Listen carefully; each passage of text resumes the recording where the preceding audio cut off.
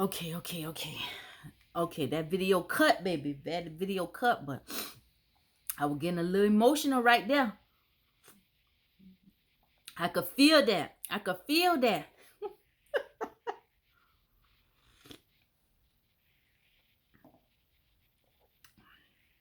So anyway, I was saying, walking through that valley. See, many of us have had valley experiences. So when I tell you to find your place in the word of God, what I mean is what I'm saying. Many of you get it. Some of you get it, right? But when you find your place in the word of God, you see what relates to you. Oh, this is what I'm going through. It'll speak to the words will stick out at you. It will begin to speak to you and comfort you and guide your footsteps, right? And then now that you can relate to the heaviness, you know, when I see how Mordecai, when it says here in verse 4, Mordecai rent his clothes and put on sackcloth with ashes and went out into the midst of the city, and he cried with a loud and bitter cry. He was hurt. He was sad. He was everything just come on him at once to hear a news like that. Like there's a set date for me and my people to be destroyed. And he just tore his clothes. He was in despair. Heaviness come on him. Weeping may endure for a night. How many of you have gone through some battles? If you've been at sometimes you may have been in a tight place and you look to your right and you look to your left and you just couldn't figure out how this thing was going to be lifted off of you or how you was going to make it through this point and get to the next day because you felt the heaviness of it and you wanted to give in the towel like my brother said the other day. You said you wanted to give up. Oh, I said, brother, I told you, I forgot your name, charged it to my head, out my heart. But I told you, I commented and I said, my grandmother would say, when you get to the end of your rope, tie a knot and hang on. And my mother used to always repeat the thing, repeat it to me times and times again. When you get to the end of your rope, tie a knot and hang. And oh, brother, I can't tell you what to do. That's what my comment was, so you'll know I'm talking to you on this. But I know that feeling when you get there. And I said, I can't tell you what to do, but if you press your way and if you don't lose your faith, because faith is like the oil to the engine of a car. Faith is like gas in the tank of a car. When that gas run out, you going to get, you ain't going nowhere. When that oil run out that engine, you going to get, boop, you going to blow that engine up, baby. You see? So you see faith. Without faith, it's impossible to please God. Through faith, the just shall live by faith. That means that all we got, and that's more than enough. So if we can give up, he can get us to give up on that faith. He got us. Because now we ain't believing in that. We don't believe that there's no help coming no way. See, sometimes you get to that end of the rope. If you could just tie that knot, meaning stand on your faith. Father, you see what I'm going through. It's too heavy for me. It's hard for me. I've been down here fighting. I've been down here struggling. See, brother, when you wrote that message, I felt your pain. I prayed for you right then and there. When I comment, I could feel, sometimes I feel what y'all going through sometimes. Through your comments, I can feel the despair. And if I could do anything to just tell you, to just keep the faith. It may not come when you want it to come, but if you can keep the faith, weeping may endure for that night, but that next morning joy gonna come. You're going to get a new sense of doing things. And when you see God move in your little situations, you're going to be able to know how to make him move, get him to move for you in your bigger situations. The faith of the righteous must be tested. It must be tried by fire. I know the heavens. I feel it as I'm speaking. I'm speaking from a place of power. I'm speaking from a place of joy. Folk may see my tears sometimes, but they don't understand. This ain't no weakness, baby. This ain't no weakness. I feel the presence of my Father. I know what he can do. I know what it means to stand on this word. You understand me? I know how it feels sometimes when you get to the edge and you want to give up. And you feel like everybody you've been there for. You feel like you done gave to so many people. You feel like you done encouraged so many people. And when you need it for yourself, that when you learn sometime, the very ones you was pouring into because you had the greater strength, because you were the strongest, you couldn't see their weakness. You couldn't see their disloyalty. You couldn't see their envy. You couldn't see their selfishness because you were so strong. And that one time when you get weak, and you need to turn to your left. They ain't there. You need to turn to your right, and you done sold and planted and helped and supported and helped folk. And then when you need them, just to call you, just to pick up the phone and talk, that when you begin to see their heart was never with you, because you were so strong sometimes. You couldn't see the weakness that was surrounded by you. So it took you getting weak. It takes you being down. And let me tell you another thing. Sometimes when God is ready to bless you, when God is ready to elevate you, if you are surrounded by takers, if you are connected to liars, users, and manipulators, you ain't never gonna see them breakthroughs come to fruition. You're gonna see yourself at the edge of that breakthrough sometime. And you might begin to fail, or it might begin to continuously delay. That don't mean you're gonna be denied. That don't mean you ain't gonna never reach it. That mean that weakness, that mean that deception, that whatever it is connected to you, it have to be out. It have to be uprooted. It's for you. It's for the obedient. When you got a pure heart, God is not gonna let you go into some levels and some next being naive and gullible and connected to folk who just riding your coattail, who just using you for self-elevation.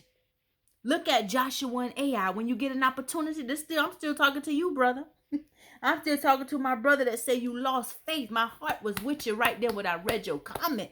I ain't never forgot about you. This ain't just no internet thing for me. You understand? It weighs on me sometimes. It take energy to pour out to people. It take energy to sit and pray. It take energy to sit and read all these emails. I'm one person and still do the things I got to do. I got to run a business. I got to run a household. I got to take care of the chickens. I got to take care of my dog. I poured a lot out. So every now and then I got to pull back for myself. God give me a lot of strength. I thank him for it. I got to pressure wash my house. I want to do that before the winter come in. I got to dig my pressure washer out my shed, put that together. I got to rake up them leaves and get a head start on it before all of them, the backyard start being full of leaves. I don't like all that. I want to, this winter, I didn't do it this summer because all the snakes, y'all know snakes move in the summer and I'm scared of snakes. I don't like snakes. But I've been killing the ones that been coming and God killed a few. But I made up my mind this winter coming in, I want to really get my backyard really, really organized. I don't like the way it looked. I've always had a nice, beautiful black backyard with green grass. Everything was organized. But since I got these dogs and this chicken, they always running, taking the bag, chicken feed bag, taking the stuff out the bin area. The chickens always, well, the chickens do good. They dig in the soil and stuff, but they ate up all my grass. But I made it my mind this winter, I want to get my backyard tidied up and get it nice and neat, and I want to get a shed. That shed, I got a shed out there where the floor needs to be uprooted, but I want to get that, tear that down, and I want to build me another shed. So that's gonna take some work. It takes energy, you see. But my heart never left you, brother, is what I'm trying to say. I pour out a lot. And so, brother, I think another brother, you sent me an email. You wanted to talk. You know, email right now is the only thing that I can communicate, because when I get time, I take time, and I can get up sometimes when I'm getting up in the morning. You know, I read the emails, and when I'm laying at night, I'll read stuff before I doze off to sleep. And sometimes I wake up and I'll get back into emails and stuff like that. But you know, when you're talking to someone, you have to listen and you have to absorb and feel, get involved, and you know, help them, encourage them, you pour out and stuff. And so that's a whole nother service that will take more time and more energy, and I don't have the time to incorporate that right now. Maybe one day God will allow me to, you know, he will call me to that if that's what he want me to do. But it's a lot on my shoulders. So I want you to know, when you see me getting on here, sharing things on here, it's all coming from my heart. It's all coming from my heart, you know. That's love. That's love right there. For God so loved the world. What did God do? Our Father, he gave. John 3:16, he gave. You see what I'm saying? He gave his only begotten son. You know, when folk love you, they want to help you. You know, and the only thing I can do is I give you my time. And I hope you appreciate it. I know many of you do. And you pray for me. I appreciate your prayers. You give me your time too. You comment. Many of you, you say things to edify, to speak back into my spirit. And I need that. I appreciate that. So I take the time to acknowledge you.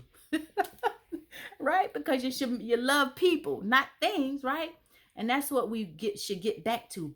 building solid communities where you can come out your house, go up the street. You got brother so-and-so over here, sister so-and-so over there. You can trade and barter. If I'm growing sweet potatoes and you growing something in your basket, solid community. We were meant to work together, not against each other. But when this pride, like what Haman got here, when pride creeps in, when control, when people want to override other people's free will, when people don't have respect for what's going on in other people's lives, when people want to always be the shiniest object in a room and they want to dictate what's in how other people should live their life, that's where the problem comes in. That's where corruption comes in, because it starts from the heart. What Paul said when the Jews and Gentiles were arguing about who's on the more right track because we circumcised and we follow the law. Paul told them true circumcision is of the heart. True circumcision is of the heart. But anyway, my heart ain't never left you, brother. And what I was saying, because I didn't got all sidetracked. When you get a chance, read Ai. I want you to read what happened with Joshua and Ai. God told Joshua he was going to defeat Ai, but Joshua was connected to somebody in his camp that did not obey what God said obey. And that person was hiding the forbidden things that God told them not to take. Nobody knew but him. He knew. And guess who else knew? God knew. And God knows what is in the heart of all of the adversaries of his people. He knows our heart. He knows our imperfections. He knows those who have no intentions to hurt other people. And you're just walking upright. And he knows what people are doing behind your back. And he gonna make sure you know it before he take you into certain necks. And so when he told Joshua what Achan had did, he told Joshua to go check Achan. What did Joshua had to do before he could go now? Joshua was delayed. Achan caused Joshua to be delayed. See, Joshua had already spied out Ai and be like, oh, we ain't even got to send everybody up there. See what I'm saying? He had confidence. He already know the Lord done told me I got this. He giving this to me. Once God done tell you something, you got it. But then why that thing ain't coming yet? Why that thing ain't manifesting yet? Why when we went up there, we got our butt kicked? So he pretty much cried out to God, you set me up for a dummy mission. I'm paraphrasing. He didn't say that, but he cried, you set me up. God told him to shut up. Go check Achan. And what happened? Achan finally confessed. He did it. He disobeyed. He was disobedient. See, we can't see, but God can see. See? And so, how God handled that, they had to kill him. They had to kill him off, his whole family, everything. Destroy it. See, God sees the heart of people. And there are some people that God do not want his children to walk with. You may not see people may have a good outer exterior. They may have worldly accolades. Well, I'm this, I'm that. I've been doing this for so many years. I have all these companies and businesses and I've got this going on and I've got that going on. And they may seem, you may be watching them like, they seem like they're doing a good little thing, but something in your spirit don't connect over there. And then you see how they move a little bit. You done seen some things in them that God tell you don't deal with them. Or God done show you what they feeling for you in their heart. God didn't show you how they is not really with you like that. So you got to move with the spirit. Folk may say, come on, hey, I'm joining so-and-so over here. Let's go over here and join this over here. What they got going on? No, I can't do it. Y'all got to go. Y'all can go. I ain't, they might, why? Ain't nothing. Just, I ain't gonna do it. Oh, you this and you that. Let them say. You may have to be the laughing stock. Folk ain't gonna understand you. Stay where God tell you to stay at. And as time go on, you may understand everything God was saving you from. I'm a living witness now. See? And they may laugh at you. They may talk about you because everybody over here going to the right and you the only one over here to the left. And now everybody on the right is looking at you like you the oddball out, laughing at you. Oh, she ain't want to fit in. He ain't want to fit in with us over here. But you got to stay over here because what God have told you. Remember I did the video about be careful of the lying prophet. See? The lying prophet got the true prophet caused the true prophet to lose his life. That true prophet was disobedient to God because the lying prophet lied to him. Be discerning. But anyway, brother, stay strong. I love you. Where was I now? Because I ain't gonna let this go on no third video now. So basically Mordecai tore his clothes. He was walking through the valley. That's what I was saying, right? walking through the valley. Yea, though I walk through the valley of the shadow of death, I shall fear no evil, for thou art with me. And when you do start to fear evil, if you get scared, because even though it said, David said, I shall fear no evil, sometimes when we go through certain battles, they are a little fearful. And all you got to do is lean on your Father. Daddy, I am so afraid right now. See, when you cry out to God from your heart, I am so afraid. You see what these people are doing. Or when folk try to provoke you to anger, after you see, okay, I see the devil trying to use this one to get to me. And so you move around them. So you might say, okay, you trying to provoke me to anger. I'm going to just ignore you. And they're getting in your face, that spirit of retaliation. So you just say, Father, they're trying to cause me to come out of character. Keep me, help me not be angry, but let you fight this battle for me. Whatever the situation or circumstance may be that you're dealing with, give it all to God and ask him to continue to give you the wisdom that supersedes the adversity that you are facing, right? Father, you said a wise man in Proverbs 22:3 or 27:13, you said a wise man, a prudent man will foresee danger and hide himself. God, give me the wisdom. Prudent just mean wisdom. Give me the wisdom. I'm not afraid of these people. And I don't want to get angry. Your word said, I shall be slow to anger, not give way, place to wrath. So God, they are deliberately trying to provoke me. I've done nothing wrong. So help me, give me the wisdom and the self-control to hold my tongue while you fight this battle for me. Remove my adversaries, or give me the wisdom to continuously move around my adversaries and overcome what they are trying to do. Show me how to hide myself in this situation. Guard my feelings and my emotions. You see, whatever it is, give it to God and keep walking on faith, right? And as you come around certain people that have been trying to attack you, when people have been trying to throw stones in your way and they see you keep moving around them, they know as you move around them, they have become your stepping stone. Because if you have moved around them gracefully, if you have not allowed them to break your spirit, push you to a place of hate, if they have not put your heart, contaminated your heart and projected that wickedness on the inside of you, they have become your stepping stone. You have triumphed over them. And what I did the video the other day, the spirit of Saul is relentless, but you shall rise to your place of honor. But you got to keep the faith. Your faith must be tested. And that's what's going to prove you. That's what proves us. No matter all the obstacles and things that I have gone through in life, I ain't never turn on God. You understand? So, now, where were we? So Mordecai rent his clothes and he prayed. I'm going to skip all the way down to this right here because I don't want to make it another one. So basically, we already know that he goes and he tells Esther. I'm just going to talk this, but you read it. Esther we started at chapter 3 and you can continue to read on out. But he goes and he tells Esther about the king. Esther was afraid to go to the king.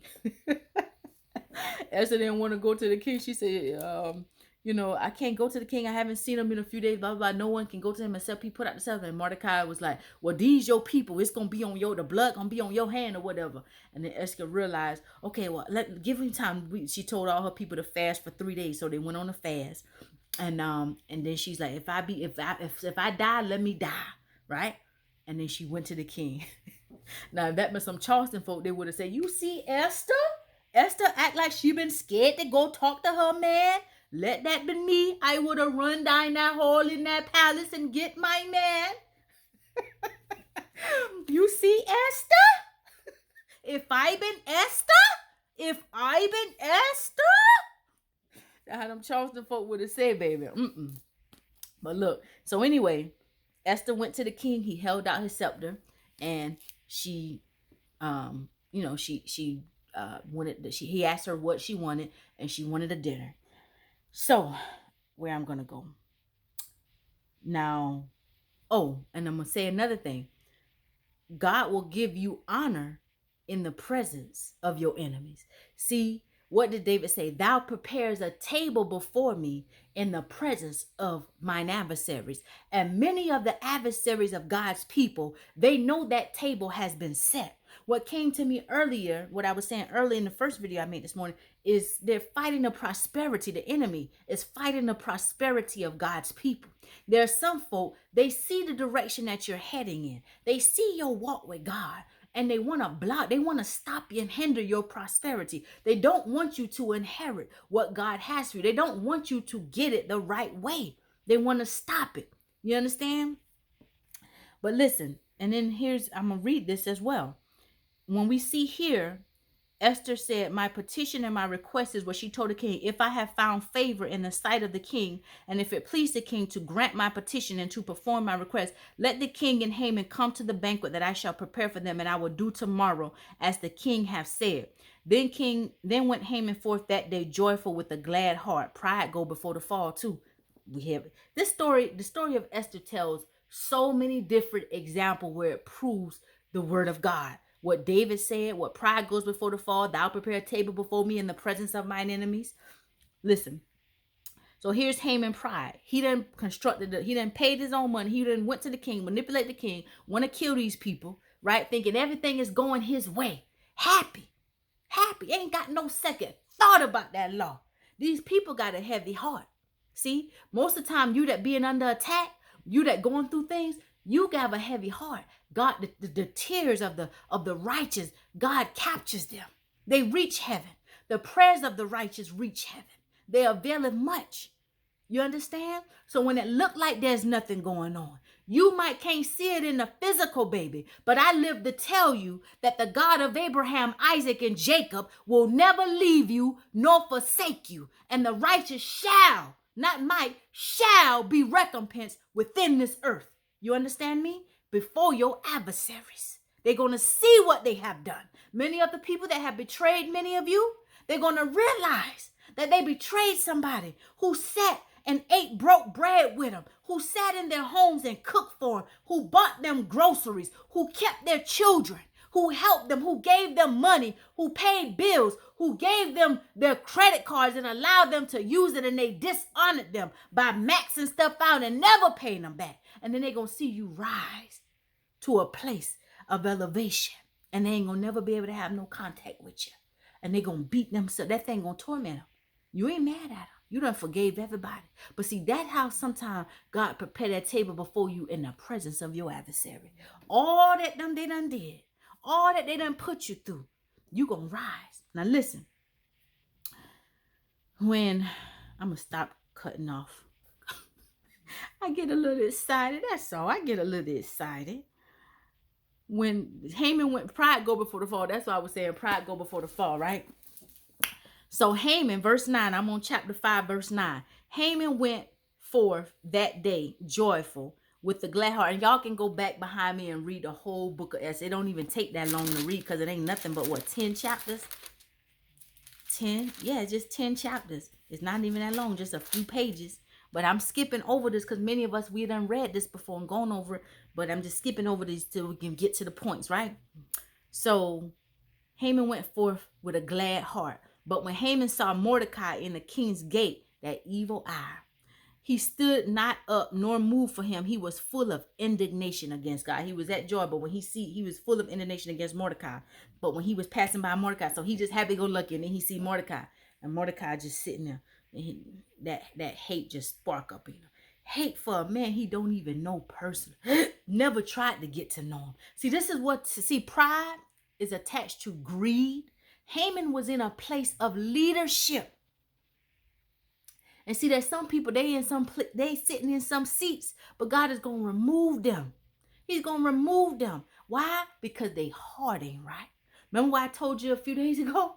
The power of God is within you and money can't buy it. I said some people's money is going to become a curse to them. Haman's wealth is coming up. His position, everything about him just made him arrogant. It become a curse to him. Right? Because he couldn't handle it. He was undeveloped. So now he evil-eyeing Mordecai. Here go this man is in position second to the king with all this power, worldly power, and no love in his heart, no compassion, no righteousness. He don't care. Got all this money, greed, and he still wanted. That money was still not enough. You know why? See, money don't make people happy. You got to be happy before you get that money. See, when people get money and then they get bored and then they find you that they can pick on you and you be like some of you say, my neighbor got more than me. Some of you say, your friend, they had more than you. They drive around in these nice cars and you drive around in this little hoop. It ain't about that. They don't got more than you. If they did, they wouldn't be unhappy. T.I. said this verse in his song, unhappy with the riches because you're piss poor morally. Right? We might have fully sure of ourselves now that we out of poverty, the bank account, the checks in our bank account, and we out of poverty, unhappy with the riches because you're piss poor morally. I know I messed up T.I. verse, but you get it? It made a lot of sense. It's a fact. They not happy with them riches. Why? Because they ain't built no true character. Some people who lusted after money, that's all they wanted. Some people was in the street making money the wrong way. And shout out to all of my brothers who came out of the street and you begin to make money the right way. You rebuke and you fought against those spirits of sorcery. God bless you. He gonna keep elevating you. See? Continue to love on God and stay in his word and follow the right way. You ain't got nowhere else to go but continue to go up when you do it God way. And some of you already see. Shout out to my brother that's married. Him and his wife own several businesses. He ain't cheating on his wife. He doing everything right. He said when you do it God way, you can't do nothing but go up. He out the streets. Salute to your brother. Tell your testimony. Help these younger guys. But you got some folk who their heart was nothing but after money. All they want to do is put down their brothers and sisters and elevate themselves. They always putting down their brothers and sisters. They always bragging on themselves. I do this. I walk upright. I do this. I do this. I'm good over here. And see, I do this. They always promoting themselves and elevating themselves. They so perfect. And they always looking down on their brother and sister. And they ain't telling everybody that they was doing dirty stuff. And they whole foundation, they come out of the dirty way and found a better, a legal way. But their heart was consumed. Their heart was loving the money. Their heart loved the money. And that's what they've been chasing, the money for so long. And that's what made them crook and chook and shook and jive and use their brothers and sisters to get to the money. They ain't get to the money through God and bless their brothers and sisters and help their brothers. They use their brothers and sisters to get to the money. But anyway, that's a whole nother story. A lot of folk out here like that, right? The Bible ain't saying money was evil. We all get into the money. We work. I run a business 6 days a week. I get to my money. I do my business because I love what I do. I like what I do, and I'm learning more and more skills. I'm acquiring more and more skills through that one business, you see? But we all get into the money. The gift, the talents God give us will lead us to the money. But the Bible says the love of it. The love of it. See, when I love money over everything, you a kill. See, somebody come and they seem like you feel like there's a threat to what you got going on. Or you feel like this person's light is shining that's going to expose the darkness that's been hidden within you. You will try to destroy. So think it not strange, people of God, if your light be shining. And there are folk who you don't even know that will begin to take opposition to your light. And you be trying to figure it out. Pray and ask God to show you why certain people is opposing your light. And I promise you, he going to show you the root of it. And he going to let it all come out. And sometime when they know you can see them for who they are, that will activate a hate. Ain't never going to turn to love unless they change and you will see it. See? You just hide yourself. See, a prudent man will see trouble. You ain't got to be scared. It don't mean you scared. But a prudent man foresee trouble and he will hide himself. That's all. But anyway, yeah, this might be a part 3 because I'm taking so long. I apologize. And I hope I ain't confusing nobody because I keep stopping and things like that, getting off the point and stuff, ain't it? So let me just stick with this. I got 4 minutes. So basically, where was I? So pride was saying pride go before the fall. So Haman went home. He when he saw Mordecai, he despised him. It made him sad. It made him angry when he saw Mordecai still didn't bow to him. Nevertheless, he controlled himself and went home and called for his friends and Zeresh, his wife. And Haman told them of the glory of all his riches. So he was bragging. He was bragging about all his money. That's what made him happy at that time, his riches and the multitude of his children and all the things wherein the king had promoted him and how he had advanced him above all the princes and servants. So he was bragging about all the money he was making and all the children. I can take care of all my children, and I got this set up and that set up, and the king put me in charge above all the other princes. So he was bragging about that. That made him prideful. That made him, he took pride in all of that stuff, right? And so then verse 12, um, um, moreover, Haman said, yeah, and Esther the queen did let no one man come in with the king unto the banquet that she had prepared, but me. And tomorrow I am also invited unto her with the king. Yet all this availeth me nothing, so long as I see Mordecai the Jew. So basically what he's saying, he's telling about the banquet we're going to, but all this mean nothing so long as I see Mordecai, that Jew, sitting at the king's gate. See what I'm saying? That how much his hate override it. He was blind. That hate make him blind about all the stuff he just been bragging and he take pride in. So he said, going to the dinner with Esther, none of that mean nothing as long as that Jew Mordecai ain't dead yet. Hate is serious, people.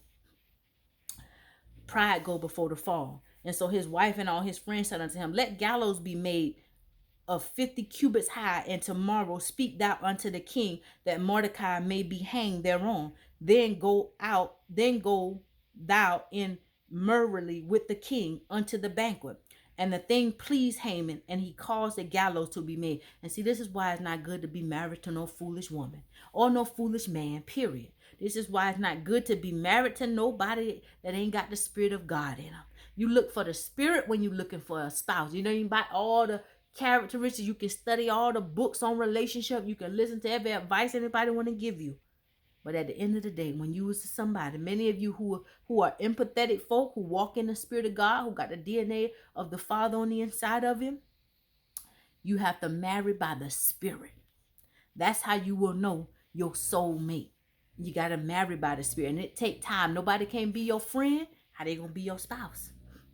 How they going to be your spouse if they can't be your friend? I talked to one young lady. She said her boyfriend, they going, she know he's her spouse, and he knows she's his wife, but he can't, you know, they got to be around each other. They can't control them. They can't stop having sex. So I said to myself, if you can't stop having sex and you ain't got the ring yet, you ain't married yet, you just going by word of mouth. What if you say no? Or he won't be able to take him. Okay, so if he can't take it, how he gonna take it, and how you think he gonna be loyal to you when you get married? If you can't consecrate yourself and purge the sin out of you and be by yourself and be celibate before marriage, when you get married, how can you exercise self-control in marriage? Marriage don't control the flesh. Marriage is just a ring and a piece of paper, sign a note saying that these two are legally bind as husband and wife. Marriage don't fight no spiritual warfare. In fact, sometimes marriage attracts spiritual warfare because the enemy hate covenant. So if you can't be by yourself and let God purge you, how do you know what you are doing married? What about when you get in an argument? What about when you don't feel like sleeping with each other? What about when you just want to be in your little world? You in a funny little mood and he in a funny little mood.